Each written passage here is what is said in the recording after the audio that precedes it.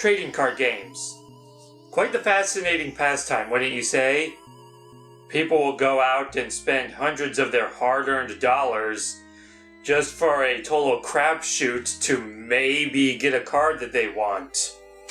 Or maybe they'll just get a bunch of garbage that they have a million copies of. Or maybe something that's good but they have no particular use for. I used to play these kinds of games. Granted, that was years ago. I've long since gotten beyond the point of wanting to spend my money on possibly getting something I don't want. But back in the day, I enjoyed them quite a bit. And there is definitely a thrill to buying a booster pack and hoping you get the cards you want. Or maybe being surprised with something you didn't even know existed and deciding to make some sort of deck or strategy around that. That said though, I still held on to my cards just in case. Maybe someday I would want to pass them on to somebody else, or maybe I would just happen upon somebody who'd be like, hey, you want to play some Magic? And I could be like, sure, why not? I'm sick of the game, but we could do that. It'll give us something different to do than the usual just sit around, watch TV, or pass the time playing a video game. So even though I don't play these kinds of games anymore, I do have quite a history with them. And like most of us, that history started with Magic the Gathering. Probably the first trading card game that everybody my age played. Although I imagine most kids nowadays probably start with something like Yu-Gi-Oh! Or Pokemon, but this was definitely the starting point for most of us.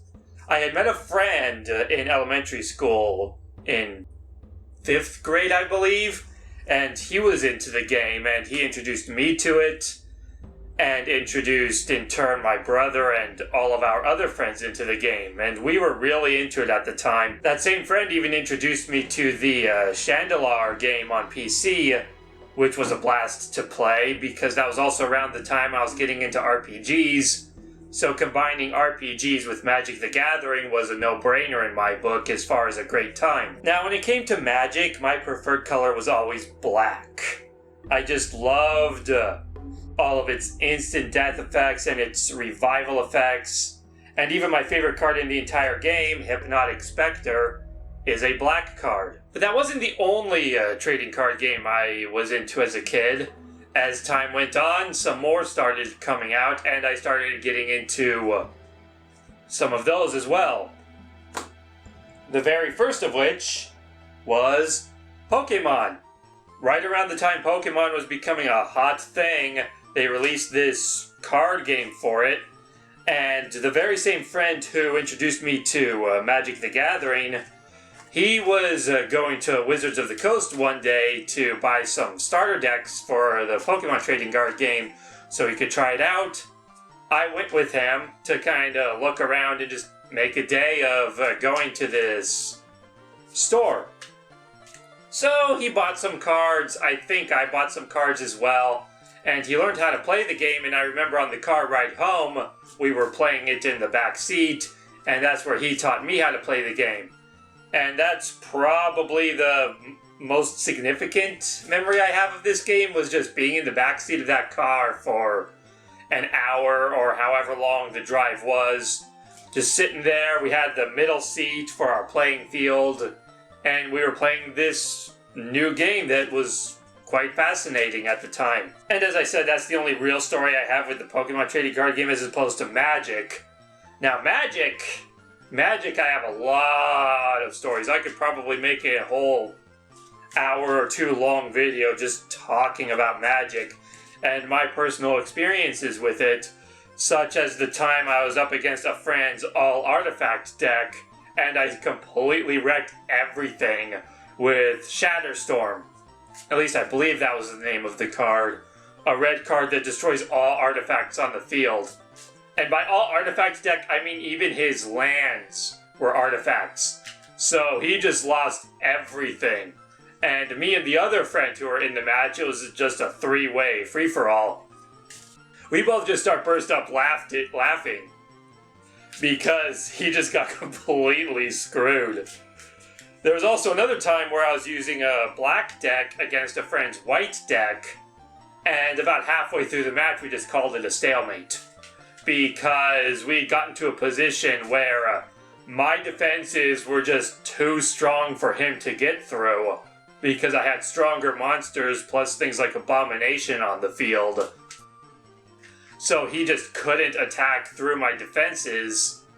And on the other hand, he had Circle of Protection Blackout with like 10 or 15 white mana. So we were just going back and forth for like 10 turns with nothing happening other than putting more cards out onto the field that we couldn't do anything about. So eventually I was just like, you know what? You want to just call this a draw? Because at this rate, all that's going to happen is we're just going to keep drawing and drawing and drawing, spending 20 minutes figuring out which of us draws out first. So he was just like, sure, let's just end it here. So that was... And I think that was the only draw I ever had in Magic. Another funny story is I would never concede in Magic. Instead, I would just mana burn myself if I knew I was going to lose, just to steal the satisfaction from my opponent for getting the kill themselves. So that was kind of a dick move I would do. Although I've heard mana burn was removed, which I think is kind of stupid because I liked the additional strategy of needing to plan out how you use your mana and not overuse it or suffer consequences for poor strategizing. And now I just realized all I'm doing is talking about Magic now that I've whipped out the Pokemon deck, but really all I have to say about Pokemon is that one story. I didn't play the game for very long. It didn't retain my interest. I went straight back to Magic, mostly shortly thereafter. I think one of the things I didn't like about the Pokemon game was how you would lose your energy when you lost the Pokemon that it was attached to, which made the game feel kind of tedious and slow, as opposed to Magic, where, yeah, you needed a few turns to get mana out there to start casting stuff, but once you had the mana out, it was out. You didn't have to commit it to certain units and then lose it when you lose those units. So yeah, despite my interest in the Pokemon franchise in general, the card game itself never really stuck with me like the anime or video games did. Next on the list is a bit more obscure of a game, Dragon Ball Z. Specifically, the Dragon Ball Z card game developed by Score back in 2000. My start into this game was actually very interesting and unexpected and random. I believe I knew the game existed. I think I had seen starter decks or something at the store before, like maybe at Toys R Us or something. I don't know, but I feel like I might have known about this game, or it might have been another DBZ card game that I had seen pictures of online. But this is a game I just got into completely by chance because my grandmother bought a starter deck for both my brother and myself. I got a starter deck that came with Goku as its main personality, and my brother got one that came with Nappa. And we got these as gifts on Christmas Eve one year. Just completely out of nowhere, I guess. My parents told my grandmother that we were into Dragon Ball Z, and so she just found some random thing based on it that she thought looked neat, and got us that. And I remember going into the back room and spending however long it took to read the manual, learn the rules, and then my brother played the game, and we got quite into it. I even remember one time, despite the instruction manual explicitly telling you not to imitate the moves depicted on the cards, we did that anyway. I remember one time we played a match in the living room where every time we played out a combat, we would play the game as normally. Then we would try to slowly choreograph and act out the combat based on the description, based on the names. Not the pictures, but we tried to do it based on the names of the cards. And some of them I feel like were just really awkward to try and play out, especially certain blocks that didn't really make much sense as far as their names go for defending against certain attacks. This is a game my friends and I really got into, though. We loved this game. It was a lot of fun. And of all the card games that I was ever into, this is the one that probably retained my interest the most. And if I were to revisit any card game, it would probably be this one. Partly because it ended. I know they brought it back at some point years later, but I didn't follow that because by then I wasn't playing card games anymore, so I don't know if that lasted or if they changed a whole lot. But the fact that the game ended means if I wanted to get back into it, I would have been able to just look up all the cards that are available, find out what I want, and make decks without having to worry about more cards coming out and screwing with that. Plus the fact that with the game being over, there's no chance of the rules getting screwed up or some sort of weird new mechanics being thrown in that completely changes how the game plays, which is a problem I have with Pokemon. Not really with the rules, but recently I had an itch to really play the game again. So I started playing the Pokemon trading card game online, and it was not fun.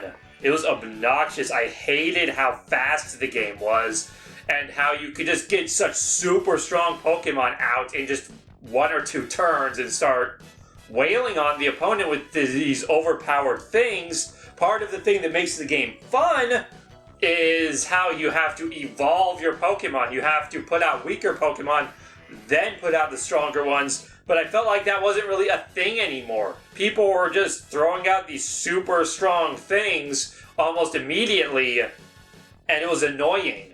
I didn't like how fast it was. It no longer felt like a methodical, well-paced game. It felt like they were just trying to throw in a bunch of bullshit to make it go as quickly as possible, rather than making it an enjoyably paced, thought-out thing where you're just taking your time and enjoying the game as you go. I didn't like that, so I just stopped playing it after just a few days. I was like, this is stupid. The game has become crap, and I just didn't want to play it anymore, at least like that. Next on the list is a game that probably almost everybody who does trading card games has played. At least I believe that was the next one. And that, of course, was Yu-Gi-Oh! This is a game I don't think really needs any introduction, at least to people who play trading card games or even people who watch anime. Like most people, I'm sure the anime is what got me into this game. And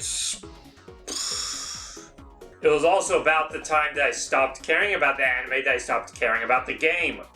But I think that was more of just a coincidence because I was playing this game pretty much up until I just completely lost interest. I was just like, I'm starting to no longer have people to play these games with. My friends and I, as we're starting to get more responsibilities in life, we're not able to get together as often. We're not able to do this kind of thing as often. So we were playing games like this less and less. So it was just becoming less and less worthwhile to invest money in cards that aren't going to be used.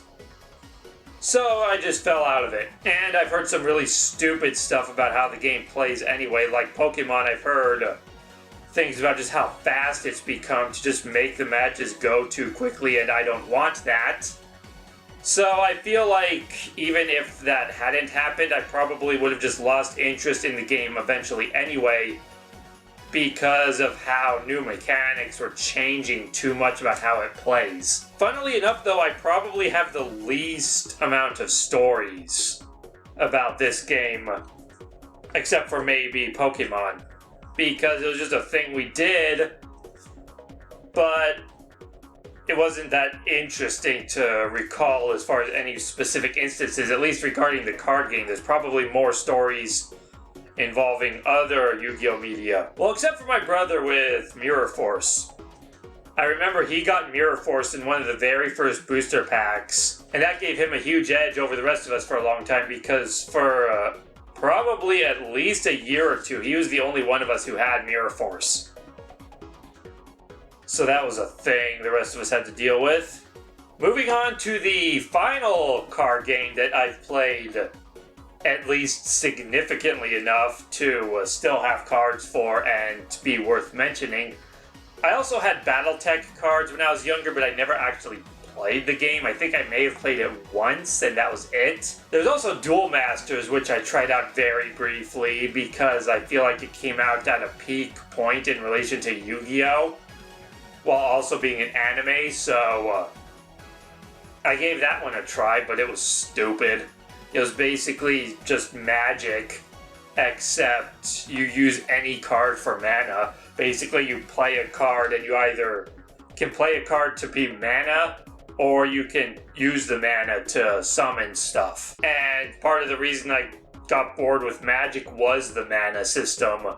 So that really did not hold my attention for very long. But the last game on this list down memory lane is Yu Yu Hakusho.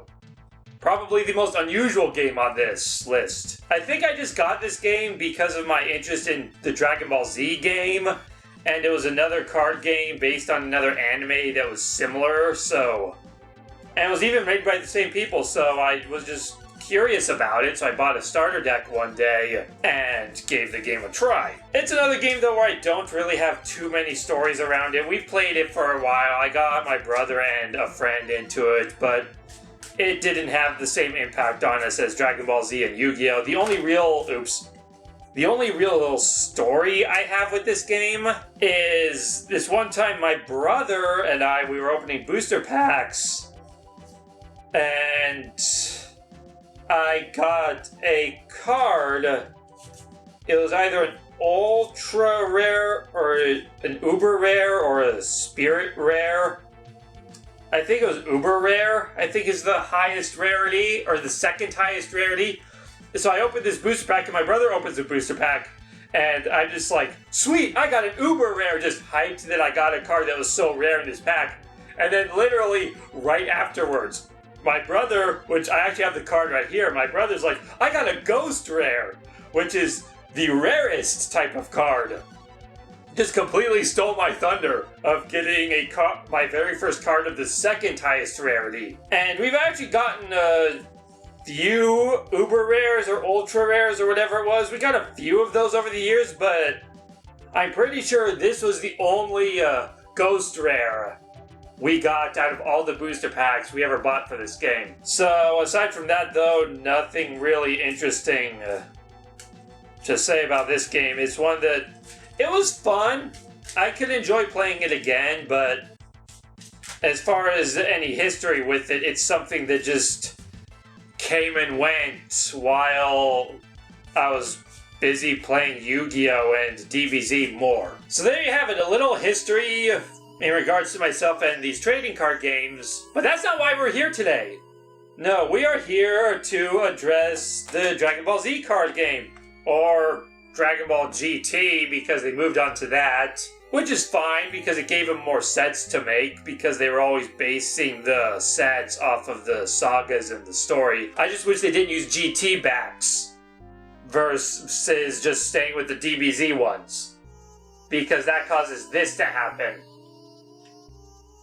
when making a deck and drawing cards. In fact, I believe the rules actually stated, I never followed this rule because I wasn't going to waste money on card sleeves, but I believe the rules actually stated that if you're mixing DBZ and GT cards in your deck, that you have to use sleeves so you can't tell what cards you're drawing next. But in regards to this game, or even just games in general, back in the day, my brother and friends and I used to like coming up with our own creative ways to use games and toys and other such things to come up with our own things, like creating our own sports, or playing baseball in Super Smash Brothers, or in the case of the Dragon Ball Z card game, using the quotes on the cards to create scenes. Many of the cards have quotes taken directly from the anime, and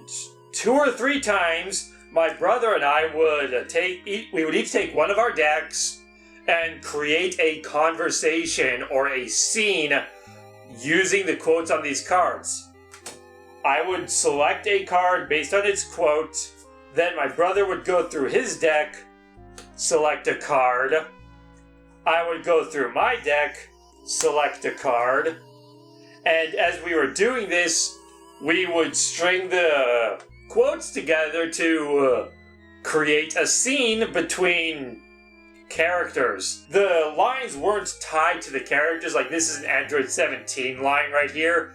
That doesn't mean that Android 17 is saying the line. We would just kind of use our imagination to imagine who's saying what and what exactly is going on in the scene. So that was an interesting little game we came up with this trading card game. See a quote? Put it there. See a quote that would follow that? Put it there. And shockingly, we were able to come up with surprisingly coherent scenes. Not completely coherent. Sometimes they're a bit weird as far as what exactly was happening, especially if there's like a fight going on or spectators to some sort of event. But it was just a fun idea we had, and I enjoyed it. And I remembered it after all these years. And that's what we're going to be doing today. I have with me 3 of my old decks. We've got a black Dr. Willow deck, an orange Tien deck, and lastly, a red Android 20 deck. And we are going to be using these decks to create a story, just like my brother and I used to do. I'm going to be going through these decks in a systematic order, looking at the quotes and trying to figure out what I'm going to do with them, and try to create the best story I can based on that. First of all, though, I have to take out all the cards that don't have quotes, because some of the sagas omitted that feature from the cards. So to save myself a little bit of grief, I need to start by just removing everything that will just get in the way from this process. Otherwise I'll be flipping through an excessive amount of cards over and over again. So let's just take a moment to do that.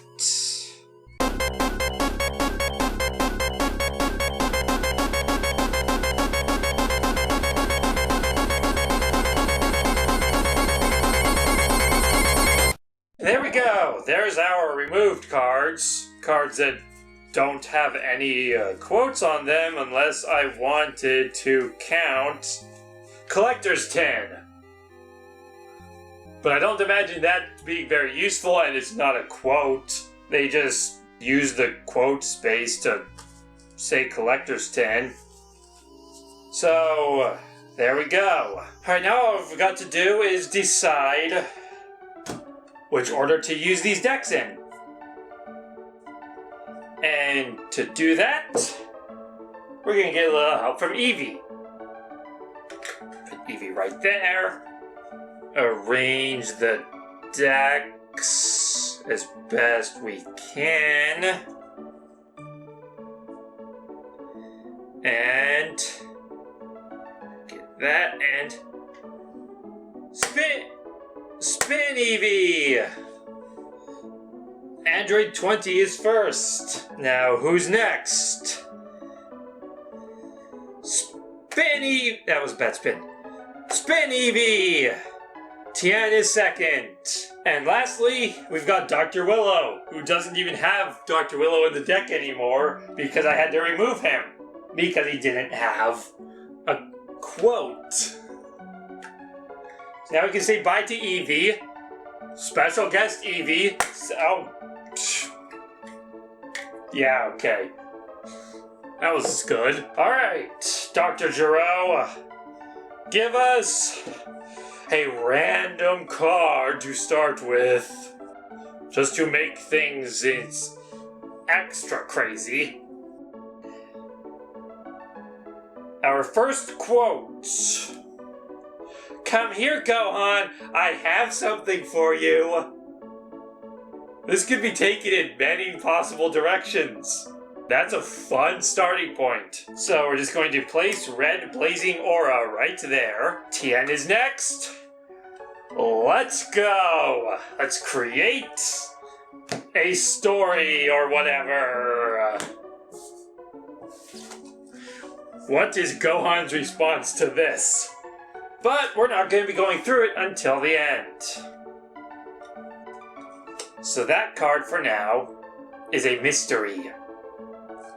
Let's move on to Dr. Willow and see where this takes us. Alright, that took some doing, but I've got a scene laid out for us with these cards. Only 34 lines, so it's not super long, but I feel like that's probably roughly about how long my brother and I would do it. We definitely wouldn't use every card in the deck. Basically, we would just have a starting point and then just go for however long we could until one of us didn't have a line that would fit. When doing it though, naturally we would be reading along as we go, but in this case I wanted to have the entire scene laid out before reading it to all of you. With that said, we've created an epic battle between Chi-Chi and Gohan, because that's just how it happened, all because of the very first card I drew. And it just went from there. Now, bear in mind, some of these connections are kind of strange, so you're definitely gonna have to use your imagination, like I had to, putting this together in order to envision the scene based purely on what's being said. Let's get started.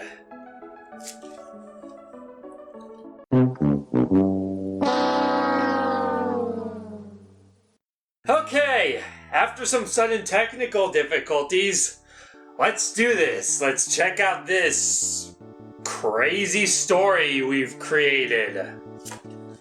Starting with the card that I picked randomly at the beginning that paved the way to the rest of the tale. Come here, Gohan. I have something for you. Come on, you're gonna have to try harder than that.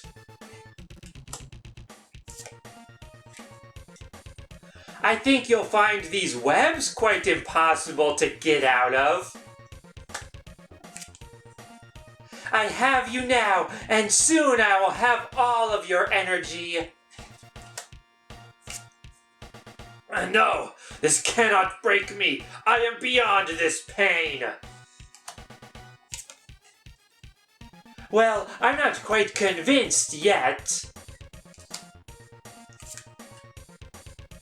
You are nothing when compared to my power. We'll see about that. We only have one rule. No matter how hard it gets, never cry. Kaioken times 2!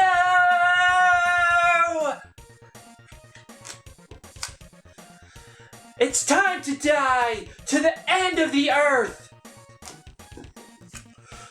Warg!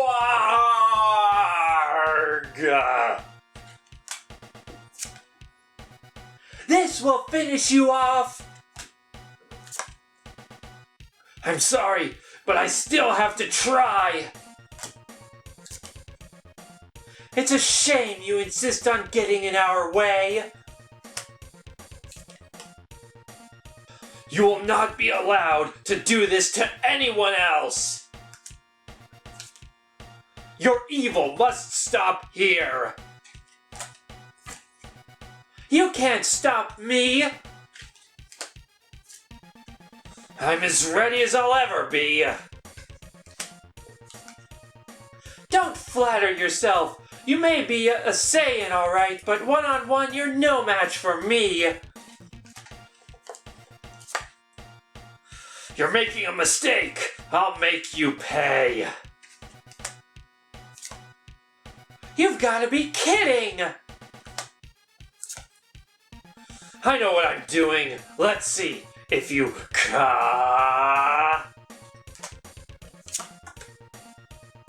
But dirty moves are better than clean ones! You shouldn't be able to stop this! What you fail to realize is that with every minute we fight, I learn another lifetime of techniques from your Saiyan comrades. What? No! This cannot be happening to me! I cannot be defeated! Try and stop this if you can! Wow! The heavens themselves are shaking! You're through! No one mocks me! Tri-beam! Ha!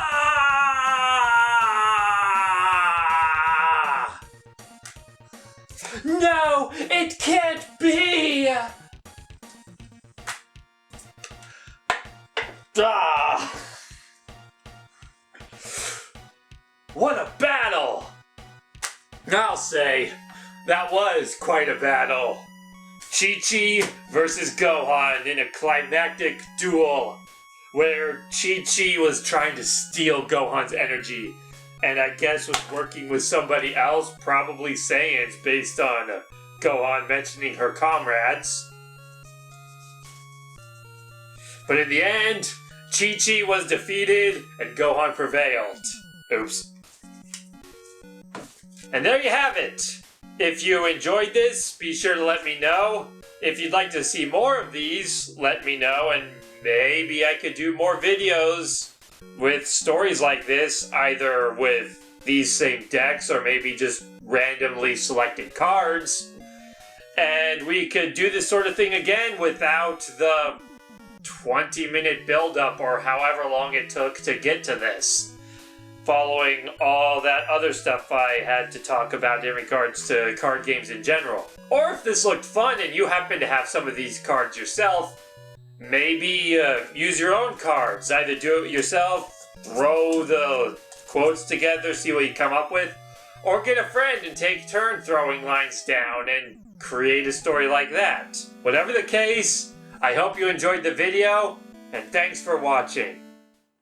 Wow, were they really still calling hell the HFIL in English by GT? I don't remember that. Then again, GT's not the most memorable thing.